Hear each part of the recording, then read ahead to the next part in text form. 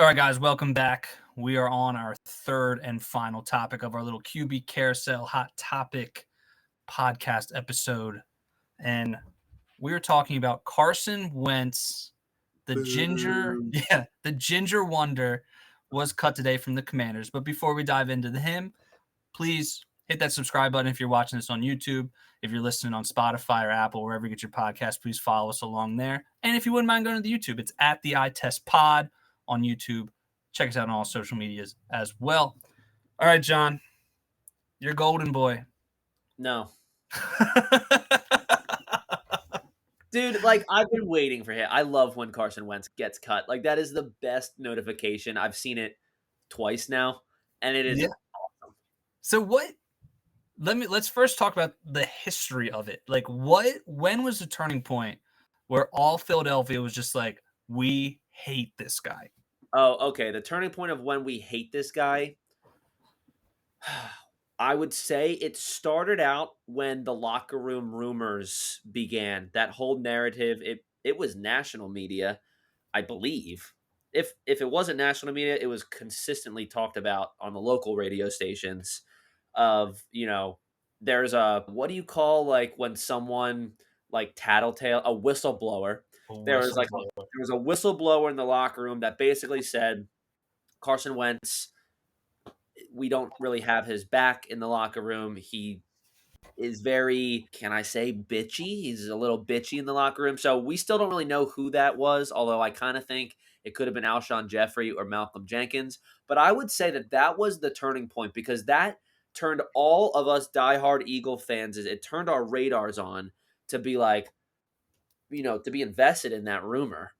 And there were a lot of people that were shutting it down because we never found out who the whistleblower was, so maybe it never happened. I believe Carson Wentz was saying that never was the problem. There were players on the team that had Carson's back that were like, that was never the problem. But I think they were all just doing that to take the media away from the Eagles locker room and focus on the games. I believe that was the turning point. Then, of course, he continued to get injured, got us to the playoffs, got knocked out with a concussion, came back the next year, I think, and sucked. Yeah, because that was Jalen Hurts' rookie year, and we would have Carson Wentz quarterback and Jalen Hurts as a wideout distraction piece. Carson Wentz continued to suck, and then Jalen Hurts had a great game against the Saints. And I want to say that was 2021, maybe it was 2020. I don't know, but it was Jalen Hurts' rookie year. And then it was all just, once we knew that the Eagles were not going to make the playoffs, it was start Jalen Hurts and see what he can do. And Carson Wentz again got benched. That was totally the turning point. There were little bits and pieces of turning points. Then it was this, when he got benched again. He's got the towel over his head. He's upset. He's crying. He's like, I just want to go home to my wife that I love more than football. And yeah, that was the turning point. That's when it was like, we hate Carson Wentz. And then he goes to the Colts and he sucks again and he gets cut. And then he goes to the Skins, Commanders. I didn't say the first part of that. So Skins, No. you're allowed to say Skins. Yeah. Went to the Commanders and sucked again. And you know what? He showed flashes in the beginning of the year for both teams with the Colts and the Commanders. And then Carson Wentzed. And he choked and he sucked. And I think he got injured this year.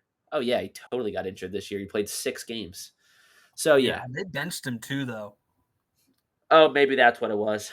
Yeah, maybe he didn't get injured. I couldn't even watch Carson play this year. It was just very underwhelming. His highest point game was week 1. Surprise, surprise, where he scored 30 points against the Jags.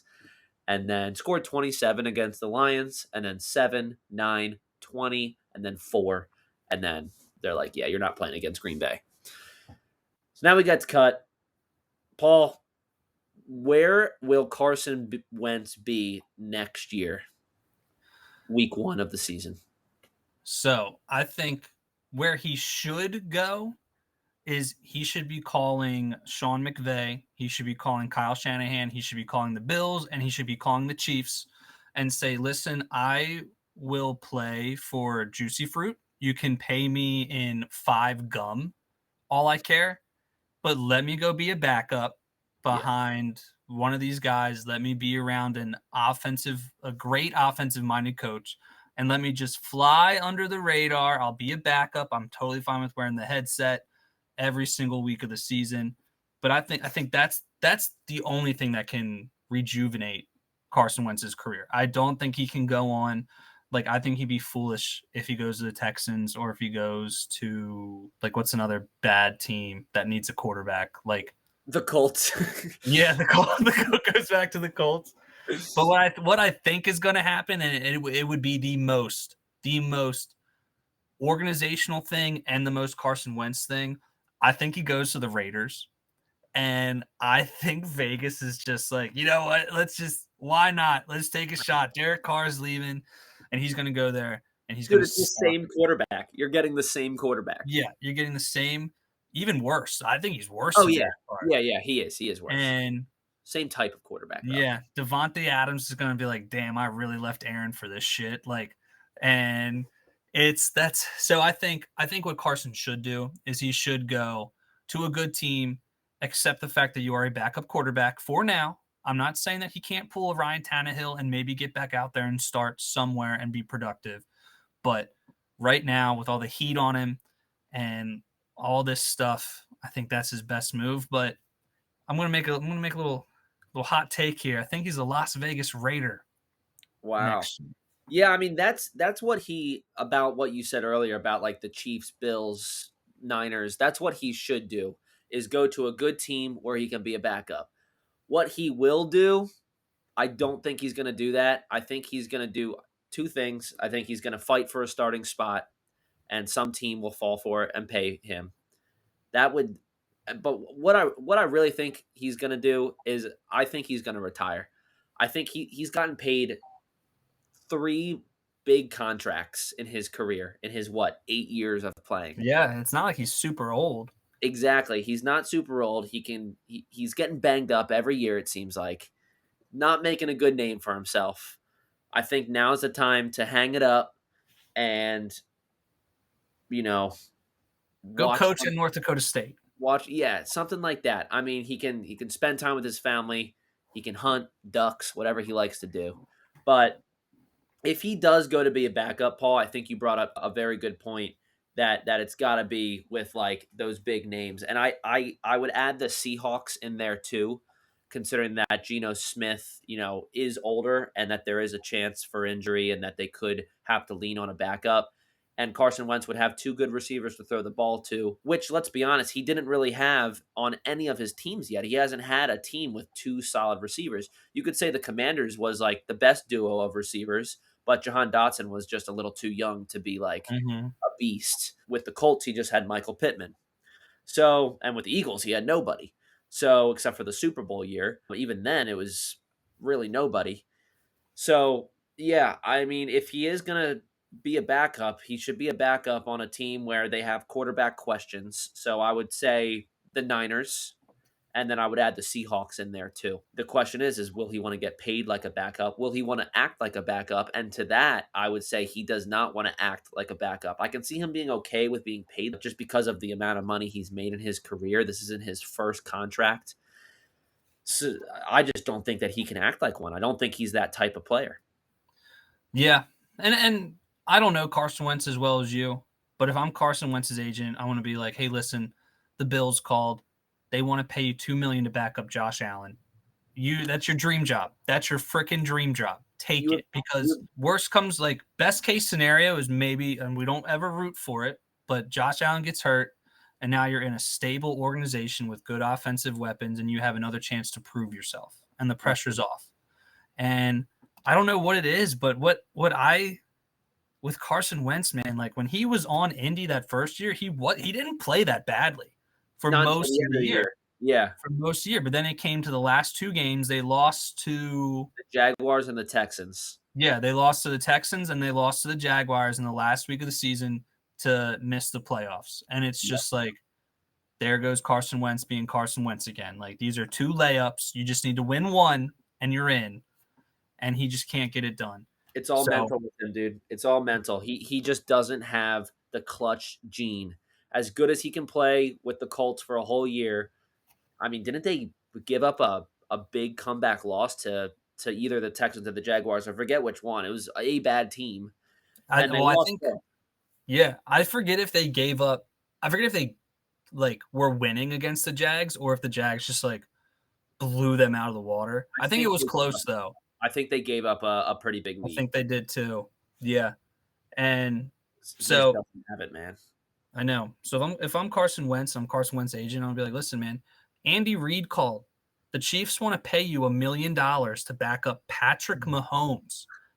I said yes. I didn't even Yeah, consult you. I just said yeah, yes. pack your bags. You're going to Kansas City, dude. You're Yeah. welcome. I just made you another million that you don't deserve. Yeah. And But so then, I yeah, think Wentz really needs a Ryan reset. Fitzpatrick here, or Ryan Tannehill, you said too. Like those are two prime examples of players that were starters that slowed down, became backups, and were able to have a resurgence in their career. More so Ryan Tannehill than Fitzpatrick. He was always kind of a journeyman, but he kind of thrived in that position, I would say. Mhm. Carson's almost there. He'd be on his fourth team in really the last 4 4 years. years. That is journeyman status for me. So he's got to be used to the traveling and the different playbooks and the different environments, weather. It's just, can he mentally be a backup? Quite honestly, that might be the best solution for Carson Wentz is if he can figure out how to be a backup and to play without that pressure, that can probably help him out the most. But if he goes to a team where he's a starter, he's screwed. Yeah. I agree. I think Carson Wentz's ship left port a long time ago, and he needs to accept the fact that if you want to, and he can have a very nice long career as a backup in this league. He can play another probably 5 to 8 years competitively as a backup. Go play 2-3 games. Go play 2, 3, 4 games a year. Win half of them. You did your job, man. You did your job. Yeah. So we'll see. So final answer, is he playing next year or is he not playing? I think he's playing just because I think there are teams. If he was anything but a quarterback, I would say that I don't think he gets a job. But I think there are teams out there that will watch Carson Wentz's highlight tape from that Eagles year where he was like an MVP candidate. And they're going to be like, that's still in there somewhere. I bet you I can get that. Yeah, and so I'm going to go ahead and say that he retires, but I do think that that's my bias in me. I kind of want him out of the league. So I'm leaning towards more what you're saying, but I'm going to go ahead and just say that he retires for the heck of it. Yeah, why not? Hey, I wouldn't mind seeing either. Carson Wentz, again, just a really weird situation. Like, really religious dude, like, seems like a God-fearing Christian boy, and just he rubs people the wrong way for some reason. He just probably does. I mean, you see a ton of religion in the NFL, like before games, but it's just like, I don't think he connects to the public. Yeah. Like, by public, I mean like the main feeling in that locker room. I don't think he connects to the environment in the locker room for the most part. But that does it for our Carson Wentz segment of the QB Carousel Hot Topics of the Week that we were covering today. Go ahead, if you like this video, press the button down there. I mean, do you really like the video if you don't press the button, Paul? I don't know if you do. I think you have to hit that button. You got to hit the button. And if you want to get notified when we come out with more content like this, we got a lot more coming. We'll probably do some buy-sell holds in the future, some more dynasty mocks, redraft mocks as we get closer to the fantasy season. Go ahead and press that subscribe button. That way you get notified when we come out with new content. And you can follow us on all of our social medias. Our handles are listed in the comments below and in the bio below. And while you're looking at the bio, look one notch downward and you can see the comment section. Let us know if you think Carson Wentz is going to play football next year or if you think he's going to retire. Paul, it was a pleasure talking the QB Carousel Hot Topics with you. I look forward for more episodes next week. And Bob, we miss you, we love you, and we hope you come back soon.